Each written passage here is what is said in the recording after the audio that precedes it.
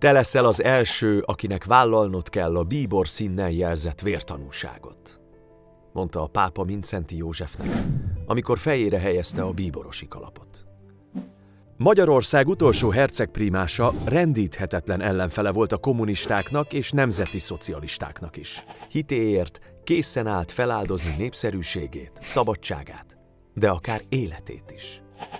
Mártírsorsú főpapunk Pem József néven született a Vas megyei Csehi-Mindszenty 1892. március 29-én.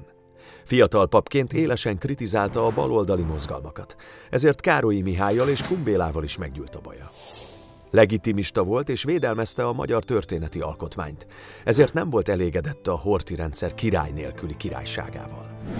1944-ben veszprémi püspökké nevezték ki. Határozottan elítélte a nyilaskeresztes mozgalmat, és körlevélben tiltakozott a zsidó üldözések ellen. A német megszállást követően letartóztatták. A második világháború után felemelte szavát a felvidéki magyarok deportálása ellen, de védelmébe vette a kitelepítésre ítélt magyarországi németeket is. Életének döntő fordulata azonban csak ezután következett. A Rákosi-féle egyházüldözés idején boldogasszony évet hirdetett, és emberek százezrei előtt prédikált. Az antikommunista ellenállás szimbóluma lett.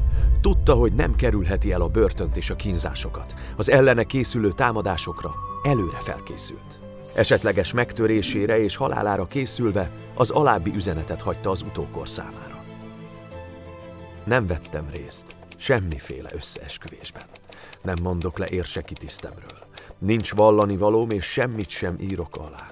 Ha mégis megtenném, az csak az emberi test gyengeségének következménye, s azt eleve semmisnek nyilvánítom.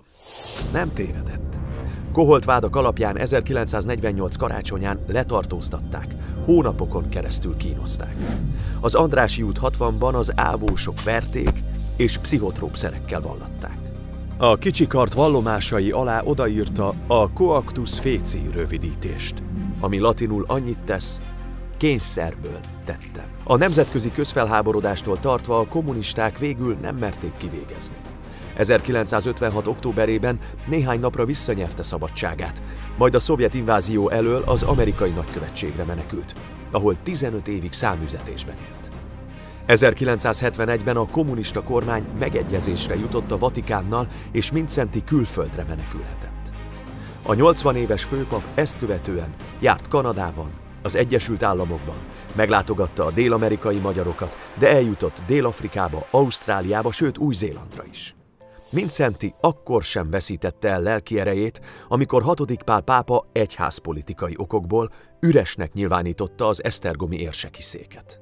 1975. május 6-án érte a halál Bécsben. Végakarata így szólt: amikor Mária és Szent István országa felett lenyugszik a moszkvai hitetlenség csillaga, holttestemet vigyék az esztergomi bazilika kriptájába. Köszönjük, hogy megnézted ezt a videót! Kövesd az Axioma tartalmait YouTube, Facebook, Instagram, Twitter és TikTok csatornáinkon, vagy látogass el honlapunkra, az axioma.hu-ra, ahol a hírlevelünkre is feliratkozhatsz.